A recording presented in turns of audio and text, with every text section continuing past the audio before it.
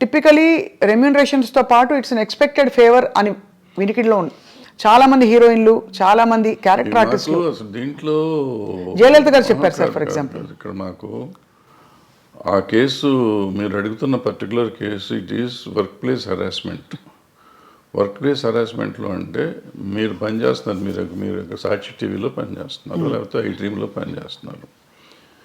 మీకు నాకు ఏదో వైరం ఉందో, లేకపోతే మన ఇద్దరికి సమ్ స్కోర్ సెటిల్ చేసుకోవాలి.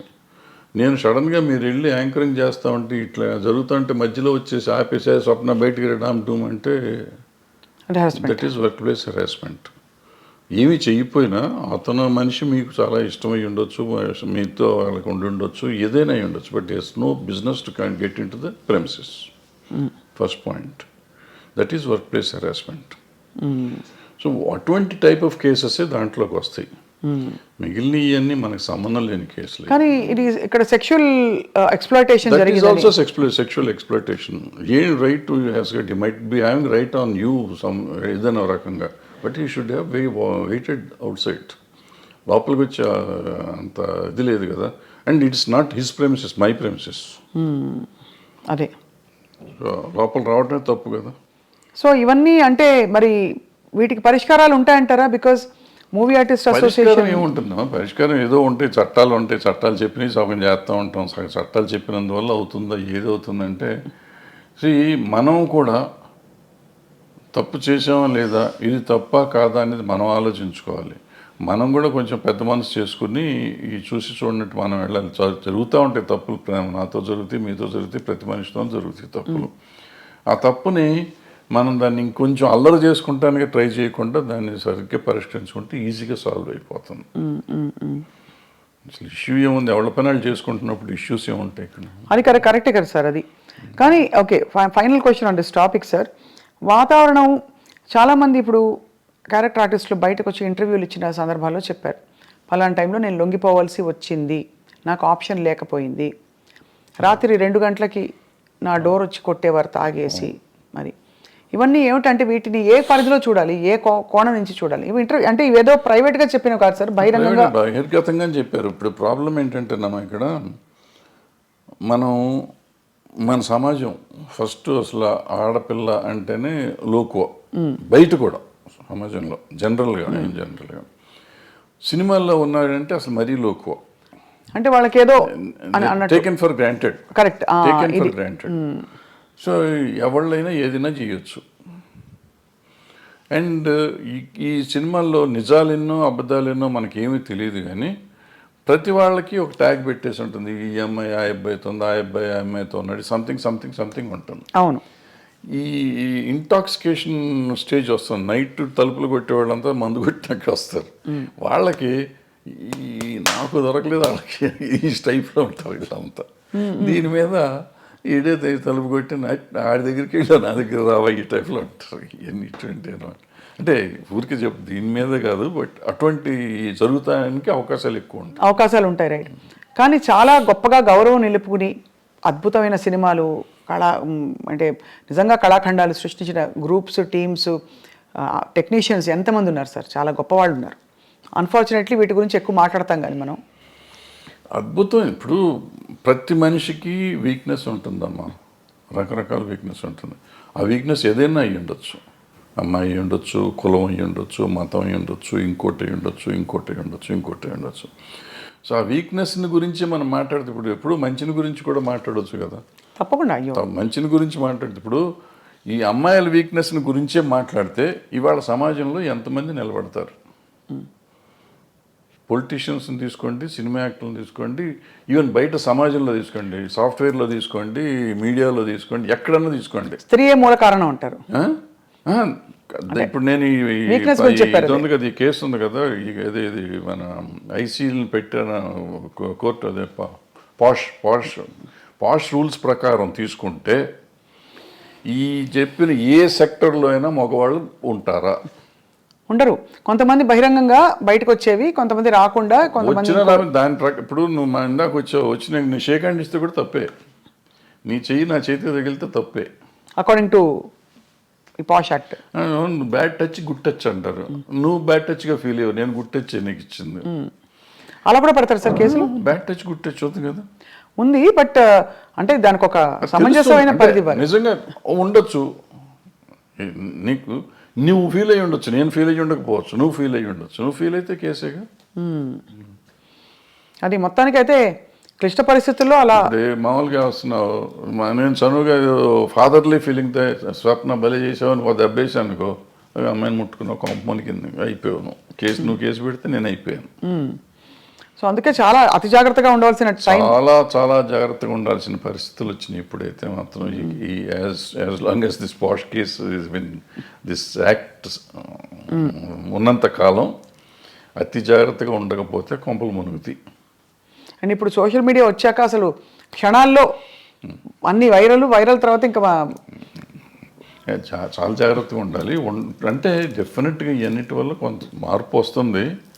100% పోతుందా అంటే నేను అంత ఈజీ కాదు, ఎందుకంటే ఆడపిల్లలు కూడా కొంచెం స్ట్రాంగ్ అవ్వాలంటే. ఉన్నారమ్మా, చాలా స్ట్రాంగ్ ఉన్నారు ఆడపిల్లలు, అంత ఈజీగా ఏం లేరు. కొంతమందికి సర్వేల కోసం లొంగేవాళ్ళు ఉంటారు, సర్వేల కోసం నేను ఏదైనా అచీవ్ చేయాలి, ఎలాగైనా అచీవ్ చేయాలనుకునే వాళ్ళు కొంతమంది, ఏమీ చేయకుండా నేను అచీవ్ ఎందుకు చేయలేను, నా టాలెంట్తో నేను ఎందుకు అచీవ్ చేయలేను చేసిన వాళ్ళు ఉన్నారు, చేస్తున్నారు కూడా. ఆ రకంగానే అచీవ్ చేస్తారు, ఈ రకంగానే అచీవ్ చేస్తారు. ఎవళ్ళు రైట్ ఎవళ్ళు తప్పు అంటే tell me one name sir who you have great respect for, అంటే ఇన్ దిస్ రిగార్డ్ వాళ్ళ కష్టపడి పైకి వచ్చారు. అంటే నేను క్యారెక్టర్ పర్స్పెక్టివ్ నుంచి చెప్పట్లేదు సార్, జస్ట్ ఏ విధమైన కంపల్షన్స్కి లొంగాల్సిన అవసరం లేకుండా పైకి వచ్చిన నటీమణులు మీరు చాలా గౌరవించేవాళ్ళు. మీకు వాణిశ్రీ గారు ఎక్కడొచ్చారు, ఆవిడ ఏంటి, ఆవిడ ఎక్కడ జూనియర్ ఆర్టిస్ట్, ఆవిడ అసలు ఏ రేంజ్కి వెళ్ళారు, అసలు హీరోస్ని కమాండ్ చేసారు, ఇండస్ట్రీనే కమాండ్ చేసే లెవెల్కి వెళ్ళారు. హయ్యెస్ట్ పెయిడ్ ఆర్టిస్ట్ ఆవిడ. సింపుల్, ఆవిడ అంతకంటే గొప్పవాళ్ళు ఎవరు లేరు మార్కెట్లో. భానుమతి గారు అంటే వాళ్ళు వేరే, భానుమతి గారు కమాండ్ చేశారు. జమున్ గారు జమున్ గారు కూడా మామూలుగా ఇచ్చారు, ఆవిడ కమాండ్ చేశారు. ఆవిడ రామారావు గారు నాగేశ్వరరావు కాదని చెప్పి ఆ రోజుల్లో షీ గుడ్ విత్ స్టాండ్. మనం అనుకుంటాం రామారావు నాగేశ్వరరావు కంటే వేరే లేదు ఆ రోజుల్లో, ఆల్టర్నేటివ్ లేని పరిస్థితుల్లో ఆవిడ నిలబడి మళ్ళీ వాళ్ళిద్దరూ ఆవిడతో కాంప్రమైజ్ అయ్యారు తప్ప ఆవిడ వాళ్ళతో కాంప్రమైజ్ అవ్వలేదు. సో ఇప్పుడు ఇదేం లేదు, అదే ఏదో అయిపోతుంది అదేం లేదు. సౌందర్య గారు చెప్పుకుంటా పోతే ఎవరైనా ఉంటారు, ఎవరికి ఉండే వీక్నెస్ వాళ్ళకు ఉంటుంది, ఆ వీక్నెస్లోని మనకి సంబంధం లేదు, వాళ్ళ పర్సనల్ ఇష్యూస్ అయ్యి. కరెక్ట్ అండి, అంతే సార్. అంతే తప్ప వీళ్ళంతా ఇటు లొంగిపోయారా ఉన్నారా. వాణిశ్రీ గారు ఏం చేశారు అసలు, ఆవిడ ఏంటి, అక్కడ ఎక్కడి నుంచి వచ్చింది. కానీ ఆ రోజుల్లో ఎవరు మనసు పడలేదా సార్ వాణిశ్రీ గారిని చూసి? చాలా పడితే పడ్డారు, ఆ గొడవ మనకు సంబంధం లేదు, బట్ ఆవిడ డిక్టేట్ చేసింది కదా. అవును, ఆవిడ వచ్చిన రోజు నుంచి ఆవిడ అట్లా ఎదుగుదల వచ్చింది కదా అవును సినిమా ఇండస్ట్రీలో. అంటే ఆవిడలో టాలెంట్ లేకపోయి ఉంటే ఆవిడ ఇంత గొప్పది అయ్యేది కాదుగా. కరెక్ట్, టాలెంట్ ఉంది కాబట్టే కదా, మిగిలిన ఏంటనే పక్కన పెట్టండి. ఆవిడ ఏదో బాగాలేదన్నారు, కళ్ళు బాగాలేదంటారు, అది అంటారు, ఇది అంటారు, ఫైనల్గా ఆవిడే గాడెస్ అయిపోయింది కదా. అవును, అన్ని భాషల్లోనూ, తమిళ్లోనూ, తెలుగులోనూ. ఏం అందం సార్ అసలు, అంటే రంగు తక్కువ అని అప్పుడు అన్న వాళ్ళందరూ ఒక్కసారిగా వాణిశ్రీ చీర కట్టారంటే, వాణిశ్రీ గారి చీర అంటే ఒక ట్రెండ్ సెటర్. సో ఎక్కడ వాణిశ్రీ ఎక్కడికి వెళ్ళేది ఆవిడ, అందరు హీరోల కంటే ఎక్కువ హైయెస్ట్ రెమ్యునరేషన్ తీసుకుంది ఆవిడ. ఎంత సార్ ఆ రోజుల్లో, ఎలా ఉండేది? ఆ రోజుల్లో 2.5-3 లక్షలు తీసుకుంది నాకు తెలిసినప్పుడు. అప్పుడు వీళ్ళు ఎవరు 2 లక్షలు టచ్ చేయలేదు. ఇప్పుడు ఎవరు, ఏ హీరోలు? రామారావు గారు, నాగేశ్వరరావు కూడా. రామారావు గారు ఇంకా తక్కువ. శోభన్ బాబు తీసుకున్నాడు అప్పట్లో, 2 తీసుకున్నాడు, ఈవిడ 2.5 తీసుకున్నాడు రోజుల్లో. మరి కాలం మారిపోయిందా, డబ్బు విలువ పడిపోయిందా సార్? రామారావు గారు కంబ్యాక్ వచ్చినాక ఆయన హైయెస్ట్కి వెళ్ళిపోయారు. ఆ మధ్యలో బడిపంతులు చేసే రోజుల్లో ఆయన 1,00,000 దగ్గరే ఉన్నారు అన్నమాట. సార్ ఆన్ స్క్రీన్ గురించి మాట్లాడదాం. మనకి ఎక్కడో ఇన్ పోర్ట్రేయింగ్ విమెన్, అంటే విమెన్ ఇష్యూస్ మీద మీరు బాగా స్పందిస్తూ మాట్లాడుతూ వచ్చారు కాబట్టి, స్క్రీన్ మీద కూడా మొన్నటి డాకు మహారాజ్ సినిమాలో పాట కూడా విమర్శకి గురైంది కొంత. అవసరమా అని, తప్పు రైట్ అని కాదు, ఇది అవసరమా మనకి అంటే. మీ పరిధిలో మీరు ఎప్పుడు కూడా అశ్లీలం, అసభ్యకరం అనే అంశాలకు కానీ, స్టెప్పులు వేసినప్పుడు ఇలాంటివి కానీ మీరు జాగ్రత్తలు తీసుకునేవారా? Were you very conscious? డెఫినెట్గా వెరీ కాన్షియస్. అంటే నాకు ఒక్క సినిమాకి నాకు కోపం వచ్చి తీసాను, బంగారు మొగుళ్ళు అనుకుంటా. ఇటువంటి దరిద్ర పని నేను కూడా చేశాను. ఆ పాటే దరిద్రం. అక్కడ చేయేస్తే ఇక్కడ చేయేస్తే సంథింగ్ ఏదో ఉంటుంది, సరే గుర్తులేదు. అంటే మంచి నీతిగా అసలు ఎక్కడ ముట్టుకోకుండా ఒకళ్ళనొకరు టచ్ చేయకుండా సినిమా తీస్తే అంటే ఎవడు చూడట్లేదని కోపం వచ్చి ఆ సినిమా దరిద్రం పెట్టండి అని చెప్పి నేనే పెట్టి తీస్తాను. అంటే ఒక్కోసారి ఫ్రస్ట్రేషన్లో చేసిన పని అది. అది చేసింది నేను చేసిన తప్పే. బట్ ఇవాళ వాళ్ళు చేసిన తప్పంటే ఇప్పుడు నాకు వయసు అయిపోయి నేను సినిమాలు లేవు కాబట్టి వాళ్ళు చేసిన తప్పండి. ఇవాళ చిరంజీవి గారు ఠాగూర్లోనో దేంట్లోనో అదేదో సినిమా పాట ఏదో ఉంటుంది ఉంటే నేను అప్పుడు కామెంట్ చేశాను, అంత అద్భుతమైన సినిమాలు ఇది ఏంటండి అని చెప్పి. ఆ తర్వాత వాళ్ళంతా ట్రోల్ చేశారు. అట్లాగే బాలకృష్ణ గారు మొన్న ఆ సినిమాలో కూడా అది స్టేజెస్కి అనవసరం, అది ఆయన స్టేచర్కే ఇంకేది కాదు, అనవసరం అసలు. ఇవాళ అటువంటివి చూస్తారు అనుకోవటం అనవసరం. అంతకుముందు ఆయన చేశాడు కదా భగవత్ కేసరి, అద్భుతంగా చేశారు ఆ సినిమా. అఖండ అద్భుతంగా చేశారు. అమ్మాయి కనపడకుండానే సినిమాలు ఆడుతుంటే ఆయనకి ఎందుకు ఇది, దీనికోసం ఎవరిని వస్తారా, ఎన్ని టికెట్లు దిగుతాయి, ఊరికి కాంట్రవర్సీ తప్పించి. అందులో ఆయన ఎమ్మెల్యే, పొలిటీషియన్, అందుకనే కదా సార్ ఇన్ని ఉండగా ఆయనకి అటువంటిది ఆయనే రిజెక్ట్ చేసి ఉంటే పోయేది. లేదు చేసే ప్రొడ్యూసర్లు అడిగారు, డైరెక్టర్లు అడిగారు, డాన్స్ మాస్టర్ అడిగాడు, ఏదో వాళ్ళ గోల మనకెందుకు. కరెక్టే సార్. అంటే ఎంటర్టైన్మెంట్ ప్రపంచమే విస్తరించింది బాగా. నెట్ఫ్లిక్స్లో ఇంట్లోనే మనకి ఫారిన్ అయితే ఎన్నెన్నో రకరకాలు అన్నీ వచ్చినాక అసలు బేసిక్గా ఓటీటీ వచ్చిన తర్వాతమ్మా ఏది తప్పు ఏది ఒప్పు అనేది లేకుండా సెన్సర్ వాళ్ళు కూడా వదిలేస్తున్నారు ఇవన్నీ పట్టించుకోకుండా. నాకు రౌడీ అన్నయ్యలోనో దేంట్లోనో ఒక సాంగ్ చేస్తా ఈ రంభక వరకు మిడీ లాగా ఉంటుంది ఇక్కడ దాకా. ఓ సాంగ్లో తిరుగుతా ఉంటే కొంచెం లేస్తుంది. సినిమా రిలీజ్ అయినాక నాకు సెన్సార్ ఆఫీసర్ ఫోన్ చేసి సార్ ఇక్కడ ఎక్కడో ఉంది సార్, ఎవరో జనం అంటున్నారు సార్, కట్ చేయండి సార్ అని. రిలీజ్ అయిన తర్వాత కట్ చేశాను నేను. జస్ట్ ఊరికి మిడి ఇక్కడ ఉంది, గాలికి ఎగిరింది, వెళ్తే ఇంతవరకు ఎక్స్పోజ్ అయింది.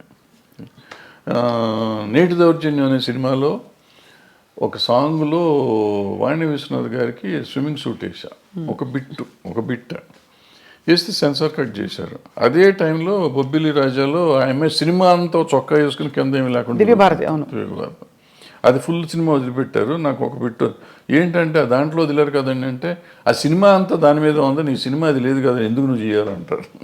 ఓహో అదే అంటే నేను ఫైట్ చేసి ఉంటే నాకు వదిలిపెట్టేవారు. ఎందుకు దానివల్ల సినిమా ఆడదని నాకు తెలుసు, ఎందుకు తీసాను నాకు తెలియదు. ఆ రోజు తీసాం అంటే డ్రెస్ చేంజ్లు కావాలంటే సరే ఇద్దాంలే అనిపించి తీసాను నేను, కాదన్నారు తీసాం.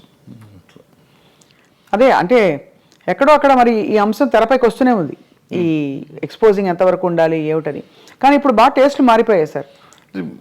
బయట సమాజంలోనే అట్లా తిరుగుతున్నారు కదా. ఇప్పుడు మనం అంటాం ఎక్స్పోజింగ్ అంత బాగా ఎక్కువైపోయింది అంటాం. బయట వాళ్ళ పార్టీలకు వెళ్తే, పబ్బుల్లోకి వెళ్తే మీకు అంతకంటే భయంకరంగా ఉంటున్నారు ఆడపిల్లలు.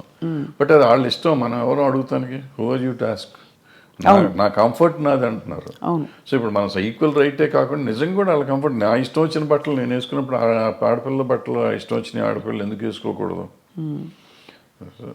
ఈ కొంతమంది ఏమంటారంటే నువ్వు అటు వేయటం వల్లే కదా ఇది జరిగింది, వేయటం వల్ల జరగటం నిన్ను కంట్రోల్ చేసుకోవాల్సిన బాధ్యత నీకు ఉంది కదా. అవును, ఈ సమాజంలో ఉంటే నేను చూసి నేను ఆ అమ్మాయిని చూడగా నాకు ఏదో అయ్యింది అనేది ఆన్సర్ కాదు. బోస్ గారు కరెక్ట్గా రాశారు, you have to control your self. Correct. అంటే కోకా కడితే కొరకొరమంటూ చూస్తారు, పొట్టి గౌను వేస్తే పట్టి చూస్తారు. అది అంటే ఇంచుమించు మీరు అన్నట్టు అది అనాదిగా అది సృష్టిలో ఉండే ఒక వైపరీత్యం అలా కొనసాగుతుంది. అంటే సినిమా ఇండస్ట్రీ పాపం ఫోకస్లోకి వచ్చింది కానీ అది సార్ మరొక అంశం, మీరు తెరపైకి చాలాసార్లు వచ్చి మాట్లాడారు, ఈ డ్రగ్స్ ఇష్యూ కూడా, ఇలాంటి కాంట్రవర్సీలు ఇవి బాగా, అంటే drugs because of the free money, easy money అందుబాటులో ఎక్కువగా ఉన్నది చిత్ర పరిశ్రమలో. లేదు మీరు అన్నట్టుగా పొలిటీషియన్స్, బిజినెస్ మ్యాగ్నెట్స్ వాళ్ళ ఫ్యామిలీస్లో. కాబట్టి దీనివల్ల ఎలా ఖర్చు పెట్టాలో తెలియక ఈ డ్రగ్స్ వీటి అలవాట్లు బారిన పడతారని చెప్పి కొంతమంది ఎవరో చెప్పారు, గ్లామర్ కోసం తీసుకుంటారని. Is that true sir? అసలు ఫస్ట్ పాయింట్ నువ్వు చెప్పిన దాంతో నేను ఏకీపించను. ఇదేంటంటే సినిమా ఇండస్ట్రీలో డబ్బు చాలా ఎక్కువ ఉంటుంది అనేది నమ్మన్నాను. అసలు సినిమా ఇండస్ట్రీలో వచ్చే కొంతమంది దగ్గర డబ్బులు వస్తే బాగుంటుంది. చాలామంది 90% మధ్య వాళ్ళు డే టు డే ఎక్స్పెన్సెస్ కూడా ఎత్తుకునే బ్యాచ్ ఉంటారు. ఓ 10% ఉంటారు నువ్వు చెప్పిన డబ్బులు ఎక్కువ ఉన్న వాళ్ళు ఉంటారు. కొంతమంది ఎడిక్ట్స్ అవుతారు. ఇప్పుడు మన స్కూల్లో పిల్లలు ఉంటున్నారు, స్కూల్లో పిల్లలు దే ఆర్ ఎడిక్ట్స్ నౌ. వాళ్ళకి ఆ, ఇది ఈ డ్రగ్ కొనే డబ్బులు లేకపోతే వైట్నర్ ఉంటుంది కదా, వైట్నర్ తినేసి దాన్ని అలవాటు చేసుకుంటున్నారు. ఈవెన్ రైల్వే కూలీలు అలవాటు చేసుకుంటున్నారు అటువంటి. సో ఇవన్నిటికీ ఏంటంటే వాటిని అరికట్టే మార్గం మనం ఎత్తుకోవాలి. సో డబ్బు ఉంటే వస్తారు, డబ్బున్న వాళ్ళే చెడ్డవాళ్ళు, డబ్బు లేని వాళ్ళు మంచివాళ్ళు అనే శాస్త్రం ఎక్కడ లేదు. ఈ దురలవాట్లు అనేవి డబ్బు ఉన్నా లేకపోయినా అవుతుంది. సో ఈ అలవాటుని అరికడతాం ఎట్లా అనేది మనం ముందు ఆలోచిస్తాం. అంటే ఈ డబ్బుని దానికి లింక్ చేయకూడదు ఫస్ట్. అవును, దురలవాటుకి డబ్బుకి లింక్ చేయకూడదు. వ్యసనం అనేది డబ్బుతో రాదు, వ్యసనం నేచర్తో వస్తుంది. సో నేచర్ని కంట్రోల్ చేయాల్సిన బాధ్యత, నేచర్లో ఉన్న దీన్ని వ్యసనాన్ని కంట్రోల్ చేయాల్సిన బాధ్యత తల్లిదండ్రులకో లేకపోతే ఫ్రెండ్స్కో తీసుకోవాలి బాధ్యత. ప్లస్ మనం పర్సనల్గా పెరుగుతున్న కొద్దీ చేసుకోవాలి. అదేనా మీరు చెప్పినట్టు ఏదో అదేది అందం కోసం మనం ఈ తీసుకుంటారు అనేది నాకు కరెక్ట్ కాదు. కాదు. అంటే స్టెరాయిడ్స్ చేస్తారు, కండలు కనపడటం కోసం స్టెరాయిడ్స్ తీసుకుంటారు అంటారు. అది కూడా ఎఫెక్ట్ చేస్తుంది. అది కరెక్ట్ కాదు, తీసుకోవటం కరెక్ట్ కాదు. కానీ అంటే డెఫినెట్గా మీరు అన్నట్టు ఒక వాతావరణం అయితే ఖచ్చితంగా ఒక ఫ్రీ వాతావరణం అయితే కొన్ని పరిశ్రమల్లో ఎక్కువ కనిపిస్తుంది. లైక్ ఉంది అన్ని చోట్ల, కాలేజెస్ దగ్గర అమ్ముతున్నారు, స్కూల్స్ దగ్గర అమ్ముతున్నారు, పబ్బుల్లో అమ్ముతున్నారు, ఎక్కడ పడితే అక్కడే అమ్ముతున్నారు తీసుకొచ్చి. సార్ మీరు డబ్బులతో కాదని చెప్పారు, ఆ రోజువారీ సర్వైవల్కే చూస్తున్న వాళ్ళు కూడా చాలా మంది ఉన్నారు ఇండస్ట్రీలో. సార్ సూరి సినిమా టైంలో మీరు ఇబ్బంది పడ్డారా డబ్బులకి? నేను సినిమా తీసిన ప్రతి సినిమాకి ఇబ్బంది పడతాను, దీనికి ఇబ్బంది పడలేదు. మీరు ఎప్పుడు అంటే I never seen you lavish, ఎవరు మిమ్మల్ని అలా చూడలేదు. అది మీ చాయిసా మీ పరిస్థితే చాయిస్ ఉంది. ఇప్పుడు ఏదైనా సినిమాలో డబ్బులు వచ్చి ఉంటే డెఫినెట్గా దీనికి వాడుకుంటాం కదా. ఎక్సెప్ట్ స్వర్ణక్క నాకేమైందంటే బై ద టైం నేను కొద్దిగా రీజనబుల్గా డబ్బులు సంపాదించే సినిమాలు వచ్చేటప్పటికి నాకు బ్యాక్లాగులు ఉంటావచ్చు. ఆ బ్యాక్లాగులు తొలగించుకుంటూ రావటానికి సో ఇప్పుడు కంఫర్ట్ జోన్లోకి రాలేకపోయాను. నిజంగా చెప్పాలంటే లాస్ట్ 2-3 ఇయర్స్ నుంచి నేను కంఫర్ట్ జోన్లో ఉన్నా. లాస్ట్ 2-3 ఇయర్స్లో కూడా నేను ఎక్కడో అంతకుముందు ఐ డ్రీమ్లో పనిచేశాను ఒక సంవత్సరంన్నర. అది కంఫర్ట్. తర్వాత ఏదో వేరే ఛానల్లో పనిచేశాను. అదే నా కంఫర్ట్ జోన్. నాకు నిజంగా చెప్పాలంటే ఇంతకాలం ఈ 76 ఏళ్ళ జీవితంలో లాస్ట్ 2-3 ఇయర్స్ కంఫర్ట్ జోన్. అంటే బ్యాంకులో బ్యాలెన్స్ నాకు ఖర్చులు పోను, 10-5 మిగిలే డబ్బులు బ్యాంకులో ఉండటం అనేది ఇదే చూడటం నేను. అది చాలా ఆశ్చర్యకరం సార్. మీకంటే అంత క్యాలిబర్ ఉండి అన్ని హిట్లు తీసి మరి అది ఏమంటారు, విధి అంటారా లేక పరిస్థితులు కలిసి రాకపోవడమా? పరిస్థితులు అంటే ఏంటంటే వీళ్ళందరూ చాలామంది ఆ రోజుల్లో, ఇప్పుడు అందరూ తీస్తున్నారు కానీ ఆ రోజుల్లో నేను ఒకే సంవత్సరం 5-6 సినిమాలు రిలీజ్ చేశాను. నేను డైరెక్షన్ చేసినవి కానీ రిలీజ్ చేసినవి కానీ. సో రొటేషన్లోకి వెళ్ళిపోతూ ఉండేది. ఒకవేళ వచ్చినా కానీ ఓ హిట్ ఓ ఫ్లాప్ ఉండేటప్పటికీ మనం అన్ని కంటిన్యూస్ సక్సెస్ హిట్లు తీయాలి. తీసుంటే డబ్బు కనపడేదేమో, ఎప్పటికప్పుడు ఒకటి తగలగానే ఇమీడియట్గా ఉండదు, పోగొట్టేది. డబ్బులు వచ్చినాయి అనుకుంటే ఉండదట్లో పోయి. సో ఎక్కడ అంత కంఫర్టబుల్గా ఉంది. ఇప్పుడు సార్ పుష్ప లాంటి సినిమాలకి మేము వినడం ఎవరో చెప్పాం, ముత్యాల సుబ్బయ్య గారు చెప్పారనుకుంటాం మొన్న, 300 కోట్లు ఇలా ఉన్నాయి డైరెక్టర్ రెమ్యూనరేషన్స్ అని. అప్పట్లో అసలు చాలా తక్కువ కదా సార్. అంటే ముత్యాల సుబ్బయ్య గారు రోజుల్లో ఆయన తీసుకున్నది, ఆయన చాలా ఎక్కువ తీసుకున్నారని మేము అనుకునేవాళ్ళం. మాకు తక్కువ ఇచ్చేవారు అప్పుడు. ఆయన పెద్ద డైరెక్టర్, మేము చిన్న డైరెక్టర్లం కదా ఆ రోజుల్లో. ఇది ఏం లేదు, ఆ రోజులకి డబ్బులకి ఆ రోజు ఇది, ఈ రోజు డబ్బులకి ఈ రోజు ఇది. ఈరోజు పుష్ప డైరెక్టర్కి వచ్చిందంటే పుష్ప 50% పార్ట్నర్ ఆయన సినిమాలో. టైటిల్స్లోనే ఉంది కదా, సుకుమార్ రైటింగ్స్ అని ఉంది కదా. ప్రొడ్యూసర్, అది more than A director is also a producer. So ఆయన కథ అయిందే, డైలాగులు అయినయే, స్క్రీన్ ప్లే అయింది, డైరెక్షన్ అయింది, ప్రొడ్యూసర్ అయినా. కాబట్టి ఎక్కువ డబ్బులు వచ్చినాయి. ప్రొడ్యూసర్గా వచ్చినాయా రైటర్గా వచ్చినాయా అనేది మనం చెప్తే 100 వచ్చిందా 200 వచ్చిందా అని వేరే సంగతి. But whatever he got, it is because of so many aspects. Now sir, మీ ప్రకారం ఇక్కడ మనం బాహుబలి లాంటి సినిమాల్లో రాజమౌళి గారిని చూసాం, పుష్ప రంగస్థలం లాంటి సినిమాల్లో సుకుమార్ గారిని చూసాం, RRR ఆస్కర్ విన్నింగ్ దీనిలో మన రాజమౌళి గారిని చూసాం. ఈ డైరెక్టర్స్ అందరిలో sir, who do you think is carrying that ఆరా? అంటే వాళ్ళు రకాల్లో వాళ్ళు ఇది ఉన్నారు అన్నప్పుడు. రాజమౌళి గారిని చూస్తున్నాం. రాజమౌళి గారు ఆయన ప్రతి సినిమాకి ఒక డిఫరెంట్గా జోనర్ ట్రై చేస్తున్నాడు, ఎక్సెప్ట్ బాహుబలి 1 and 2 తప్ప. మిగిలిందల్లా మీకు ఏ సినిమాకి ఆ సినిమాకి ఒక డిఫరెంట్. రెగ్యులర్ కమర్షియల్ అయినా కానీ మొదటి సినిమాల్లో ఏం చేసామంటే ఆయుధాలు మార్చేవాడు. తర్వాత ఈ చేంజ్ ఈగ దగ్గర నుంచి చేంజ్ దిస్ థింగ్ ప్యాటర్న్ మార్చాడు. మార్చి ఏ సినిమాకి ఆ సినిమా కొత్తగా తీయటం మొదలెట్టాడు, కొత్త కథలాగా. డిఫరెంట్ కొత్త కథ కూడా కొత్తగా ఉండకపోయినా కానీ ఒక కొత్త బ్యాక్డ్రాప్ కొత్తగా ఉండటం అంతా డిఫరెంట్గా ఉంది. ఈగ తర్వాత ఇది మర్యాద రామన్న ఒక డిఫరెంట్ ఇది. ఆ తర్వాత వచ్చేటప్పటికి బాహుబలి, మగధీర, ఎక్కడికక్కడ మీకు సెపరేట్గా డిఫరెంట్గా వస్తున్నాడు ఆయన. సో రావటంతో మీకు ఆయన ఒకటి ఇదైంది.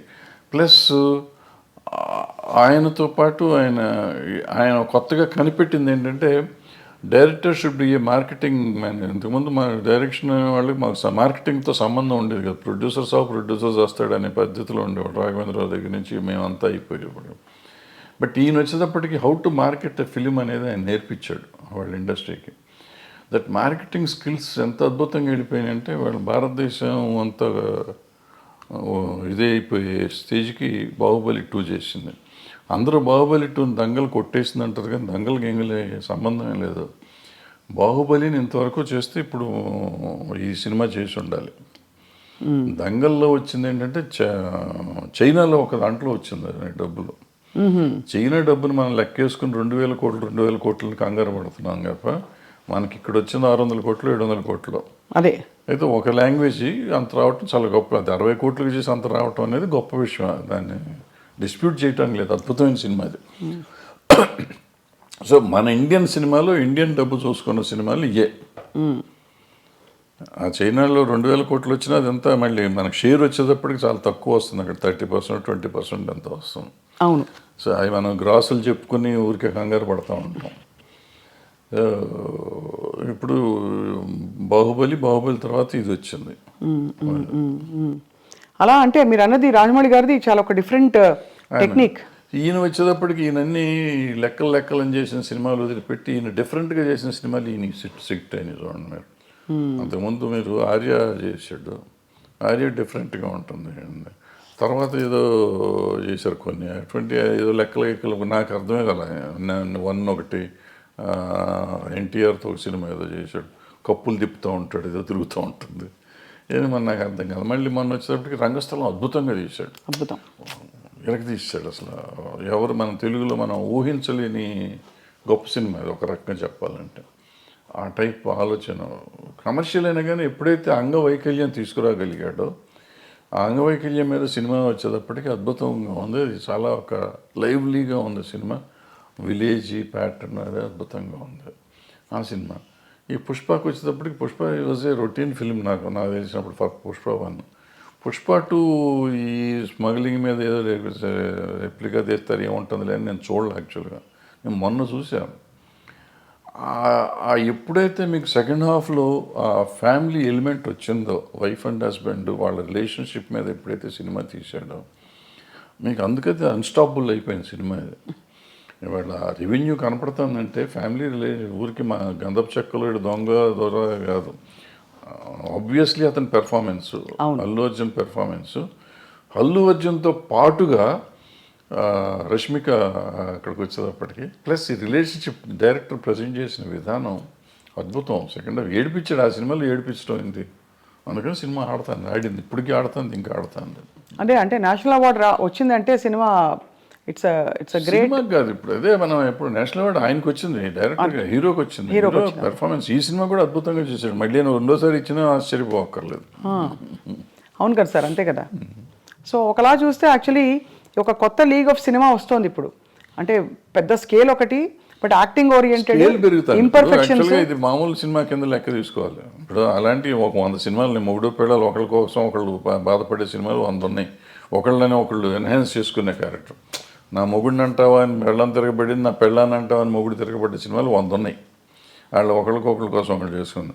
బట్ ఇవాళ దీని బ్యాక్గ్రౌండ్ ఈ గంధపు చెక్కలు ఇవన్నీ తీసుకుని చేసిందో నేను కోతలరెడ్డి చెప్పానే, అలాంటి ఇలాగా ఇతను దొంగకి ఒక స్మగ్లర్కి వైఫ్ అంటే అంత ఎందుకు ఉండాలి? నేను నన్ను ఇన్సల్ట్ చేసినందుకు కదా, నా భార్య పేరు ఎత్తినది నాకు కోపం వచ్చింది, అందుకని నేను చూస్తానండి, అది నేను తట్టుకోలేను అంటాడు. ఎవరేం చెప్పినా ఒప్పుకుంటా, ఏమన్నా కానీ నా భార్య చెప్తే వింటాను అంటాడు. మరి అంత స్మగ్లర్కి ఈ సెంటిమెంట్ ఎందుకు ఉండాలి? నేను అక్కడ చెప్పానే, వైఫ్ని చెల్లి అన్న దరిద్రుడు తండ్రి కోసం జైలుకి వెళ్ళిపోయి చచ్చిపోతానంటాడు. అవును అవును. సో అది నీకు ఎప్పుడు వేరియేషన్ వచ్చేటప్పటికి నీకు తేడా వచ్చేస్తుంది. సో అక్కడ ఇక్కడ కూడా మంచి దొంగలు, మధ్యలో దొంగ రాసుకలు తీశారు మీరు. దొంగ రాసుకలు టైటిల్ ఎట్లా పెట్టారు సార్ అది? వాళ్ళ కథలో ఈయన చెప్పాడు, మన దివాకర్ బాబు గారు, ఆయన కథ కూడా ఆయన. నేను ఆ టైటిల్ ఒక్కటే చూసి మీ సినిమాలన్నింటిలో మీరే పెట్టుకుంటారు. రైటర్ ఆయన, అతను మన తమిళ ఆయన రైటర్. సో భలే ఒక long innings, 50 years in the industry. Everybody అందరూ మిమ్మల్ని అంత గౌరవిస్తారు, ఇప్పటికీ ఇష్టపడతారు. కానీ మీరు కుండ బద్దలు కొట్టి మొహమ్మీ చెప్పేస్తారు అన్నీ. ఎప్పుడు మీకు శత్రువులు తయారు అవ్వలేదా? ఉన్నారు, కొంతమంది అవుతారు, కొంతమంది తిడతానే ఉంటారు, అప్పుడప్పుడు తిడతా ఉంటారు, నన్ను చంపేస్తా ఉన్నాడు కూడా ఉన్నారు. ఉన్నారా? నడుస్తూ ఉంటారు. అంటే ఏ ఇష్యూలో సార్? ఏదో ఒక ఇష్యూలో వాళ్ళకి నచ్చని ఏదైనా చెప్తే కోపం వస్తుంది కదా. ఎవరు సార్? నేను దాసనారాయణరావు గారు, నేను కృష్ణ గారు భయంకరంగా పోట్లాడుకున్నాం. అవునా? ఎలా పోట్లాడుకున్నారు? ముఖాలు కూడా చూసుకునే లెవెల్లో పోట్లాడుకున్న తర్వాత మేము ఇద్దరం అసలు నేను కృష్ణ గారు కానీ నేను దాసనారాయణరావు గారు అంత క్లోజ్గా మళ్ళీ ఎవరు లేరు. ఇప్పుడు ఏ విషయాల్లో వచ్చేవి గొడవలు? అంటే మాకేదో దీంట్లోనే మనం వేరే సొంత పర్సనల్ ఇష్యూస్ మాకేమైనా లేవు కదా. క్రియేటివ్ డిఫరెన్సెస్లోనే చాలా గట్టిగా మొహాలు చూసుకోకుండా అంతవరకు మాట్లాడుకోకుండా. అప్పుడు సెల్ ఫోన్ లేవు ఇవన్నీ. అంటే మీరు మరి మళ్ళీ ఎలాగా మేకప్ అలాగా మళ్ళీ ఆటోమేటిక్గా అయిపోయింది. ఆటోమేటిక్గా అంటే ఎవరిలోనూ కల్మషం లేదు. ఇప్పుడు నాకు కల్మషం ఆయన మీద, నారాయణరావు గారి మీద కానీ కృష్ణ గారి మీద కానీ కల్మషం ఉండి నేను పంతం బట్టి ఉంటే వేరే, వాళ్ళకి నా మీద అటువంటిది ఏం లేదు. ఒక క్రియేటివ్ డిఫరెన్స్ వచ్చింది నాకు కృష్ణ గారికి, అట్లాగే దాసనారాయణ గారికి నాకు ఒక క్రియేటివ్ డిఫరెన్స్ వచ్చింది. సో అప్పుడు యూత్లో ఉన్నాం కాబట్టి దాసనారాయణరావు గారి మీద కొంచెం చిల్లల పల్లలుగా నేనే మాట్లాడు, ఆయన మాట్లాడలే పాపం. సో ఆయన పిలిచి ఒక రోజు కూర్చోబెట్టి మాట్లాడారు, అయిపోయింది, సెట్ అయిపోయింది. మీరు ఫాండ్గా ఇష్టపడి వేసుకునే మీ సినిమా ఏది సార్? వేసుకుని చూసే సినిమా పోతే పోనీయా, స్వర్ణక్క? నాకు పోతే పోనీ ఒకటిను, అలజడి ఒకటి. అలజడి ఎందుకంటే అలజడి ఇట్స్ మై ఓన్. ఎక్కువ సినిమాలు డైలాగులు కూడా మేము కాలేజ్లో జరిగిన సీన్స్ ఇవన్నీ ఎక్కువగా నా కాలేజ్ డేస్ మొత్తం అంతా అది. సో ఆ సీన్లన్నీ నేను ఆ కాలేజీలో మాట్లాడిన డైలాగులే పెట్టి రాసుకున్నాం అన్నమాట, వేరే కొత్తవి కూడా రాయలేదు అంతవరకు, కాలేజ్ సీన్స్ వరకు. సో అందుకని కొంచెం నాకు ఇష్టమైన సినిమా. మీరు వెస్లీలో చదివారు కదా సార్? వెస్లీ, సికింద్రాబాద్ వెస్లీలో చదివారు. మీ వివాహం ఎలా అయింది సార్? అది మా ఇంటి పక్క ఇల్లు, 2 ఇళ్ళు అవతల ఉండేవారు ఇల్లు. సో మీరు చూసి ఇష్టపడ్డారు అయితే, అంతేగా? Love marriage. లవ్ మ్యారేజే. అదే మరి ఇందాక ఏమన్నారు, ఫోటోలు కూడా చూడమని చెప్పారు సార్ మీరు. అది వచ్చింది అది. సో మీ పిల్లలు ఎవరు మీ బాటలో నడవట్లేదా? వాళ్ళు సినిమా ఇండస్ట్రీ వద్దనుకున్నారా? మీరే డిసైడ్ చేశారా సార్ వాళ్ళకి? నేను సినిమాలు చూడమంటే సినిమాలు కూడా చూడరు. చూడరా? నా సినిమాలు ఏం చూడరు, బయటికి చూస్తారని తెలియదు నాకు. చిన్నప్పుడు పెద్ద ఇష్టపడేవారు కదా, వెళ్ళేవాళ్ళు సినిమాకి, తీసుకెళ్ళేవాడిని కానీ పెద్ద. So life has taught you so much sir. అంటే వాట్ ఈస్ మీ కోర్ టేక్ అవే ఏంటి లైఫ్లో అని? To be satisfied with whatever you have first point, then you will be very happy with that. అంతే తప్ప నాకేమి లేదు, నా కళ్ళు ఉన్నారు, వీళ్ళు ఉన్నారు, ఇక నా కళ్ళ ముందు ఉండి వీళ్ళు వెళ్ళిపోతున్నారు అని మనం బాధపడిపోతాం అంటే you lose lot of things. నేను ఐఎమ్ హ్యాపీ ఉన్నాను, బాగానే ఉంటాను కదా. బాగుంటానికి ప్రయత్నం చేయాలి. అంటే ప్రయత్నం చేయకుండా తిరగటం అనేది అవుట్ ఆఫ్ క్వశ్చన్. ముందు ప్రయత్నం చేయి, నీ పని కృష్ణుడు చెప్పిన భగవద్గీతలో నీ పని నువ్వు చెయ్యి, వచ్చేది ఫలితం నీ చేతిలో లేదు. ఫలితం ఒక్కోసారి ఏదైనా రావచ్చు, కరెక్ట్, అవును, ఫలితం లేకపోయి ఉండొచ్చు, బట్ నీకు కృషి అయితే ఉండాలిగా. అవును, కృషి చేస్తూనే ఉండవు, so that will be very happy, హెల్దీగా ఉంటావు.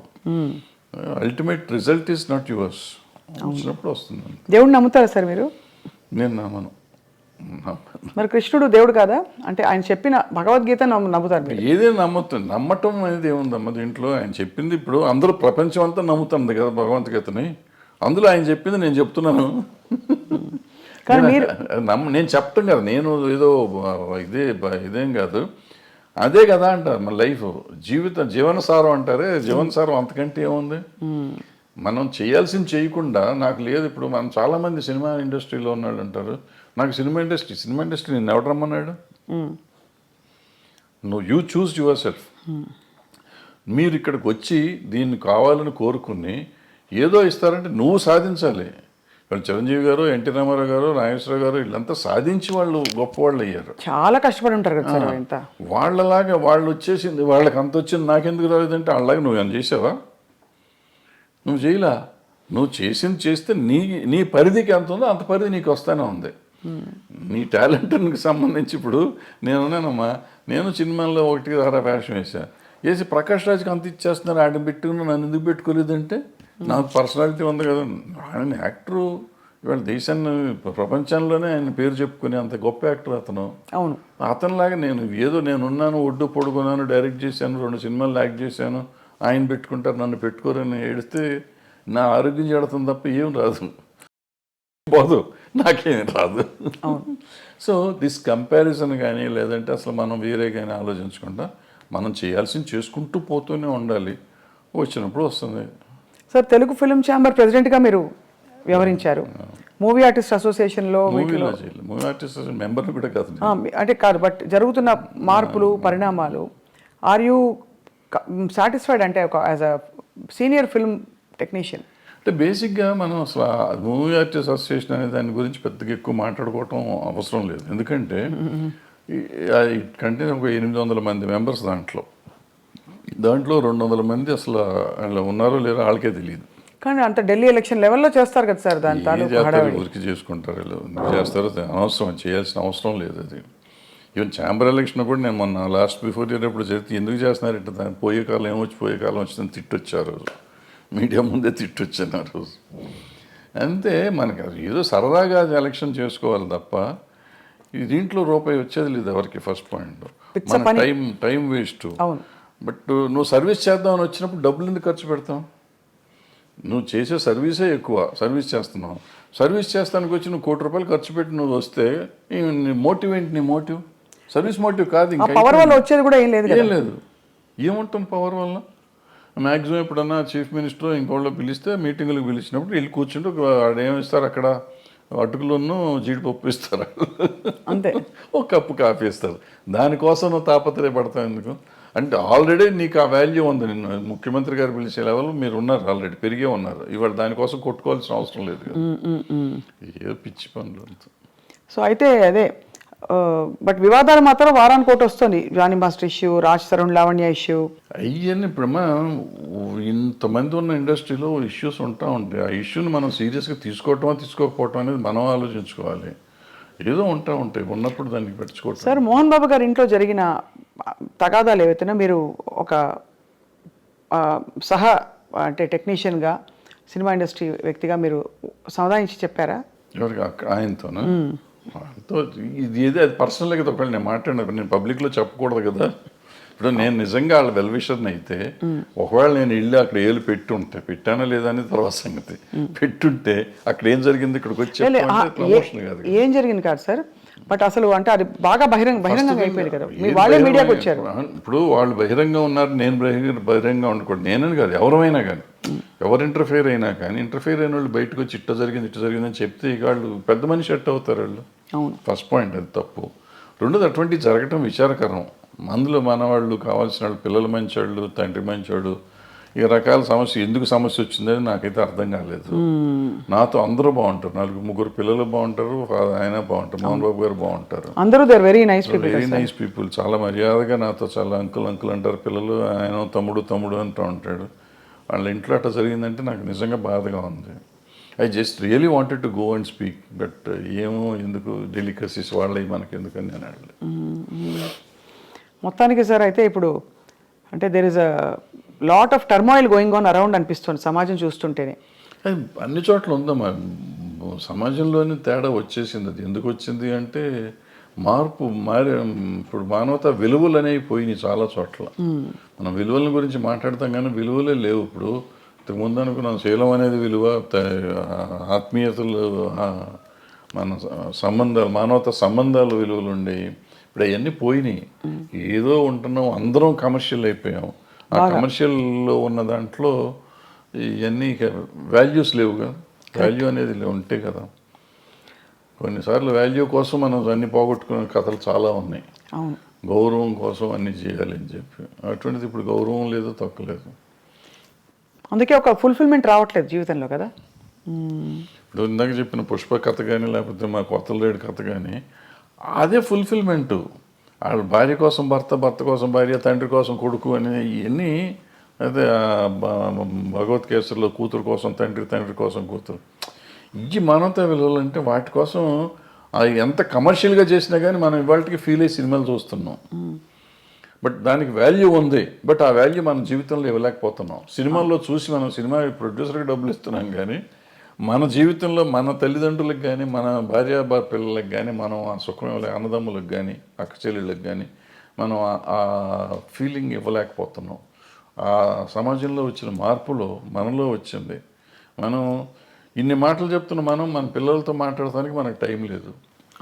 మన తల్లిదండ్రులతో మాట్లాడటానికి మనకు టైం లేదు. అక్క చెల్లెలతో మాట్లాడటానికి టైం లేదు. భార్యతో మాట్లాడటానికి టైం లేదు. Are we avoid. ఒకవేళ టైం ఉన్నా కానీ ఎందుకో మనకు సాధ్యమైనంత వరకు దూరంగా ఉండటానికి ప్రయత్నం చేస్తున్నాం. ఇంకా విలువలు ఎక్కడి నుంచి వస్తాయి? విలువల గురించి మాట్లాడే నైతిక హక్కు ఎక్కడ ఉంది ఎవరికైనా?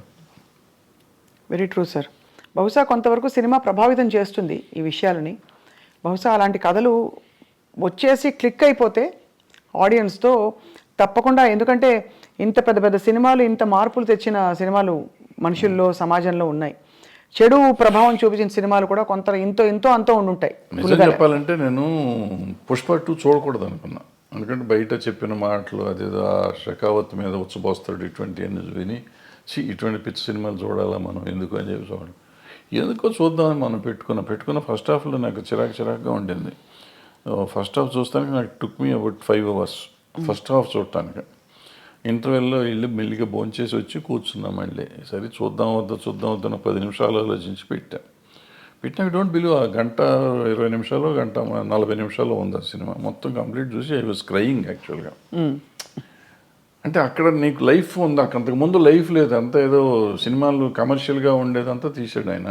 ఇక్కడ జీవితం తీశాడు. ఆ భార్యాభర్తల అనుబంధాన్ని చూస్తే నాకు అసలు పిచ్చెక్కిపోయింది.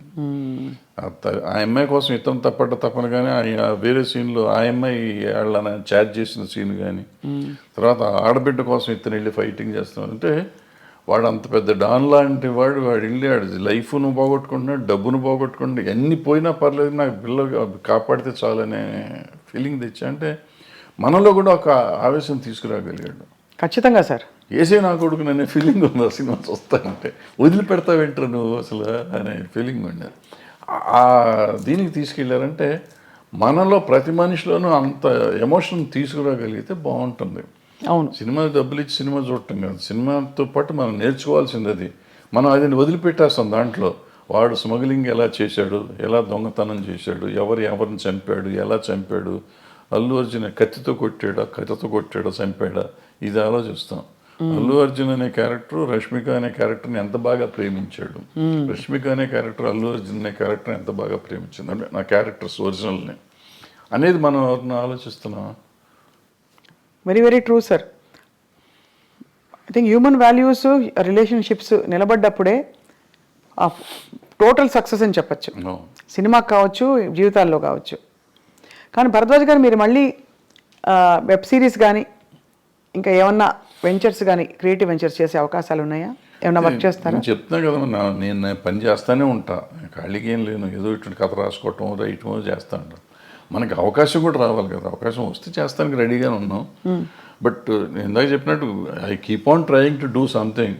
అవుతుందా అవదా నాకు తెలియదు. అయినప్పుడు అవుతుందా, అవ్వకపోతే కూడా నష్టం లేదు, అయితే లాభం లేదు. But you're always in the news, and everybody watches your videos. మీ వీడియోస్కి చాలా మంచి స్పందన చూశాను నేను. కాబట్టి పొలిటికల్ ఇష్యూస్ కావచ్చు, సినిమా ఇండస్ట్రీలో అవుతున్న అంశాలు కావచ్చు సార్, ఎప్పుడు మీరు ఏదో ఒక కొత్త విషయం చెప్తారు, లేదు పాత విషయం అయినా కొత్తగా చెప్తారని ఆశిస్తూ ఉంటాం, ఎదురు చూస్తూ ఉంటాం మీ దీనికోసం. సో అది సార్, చాలా ఆనెస్ట్ కాన్వర్జేషన్ సార్ ఇవాళ. ఇంత డీటెయిల్గా ఎప్పుడు మాట్లాడి నాకు తెలియదు. కానీ మీ సినిమాలో నేను నటించాననే ఒక చిన్న విషయాన్ని నేను ఇప్పుడు పోతే పోనీ. అందరికి పోతే పోనీ సినిమాలో పోతే పోనీలే, నేను అప్లికేట్ చేసి చాలా ఎంజాయ్ చేశాను sir those few days of work.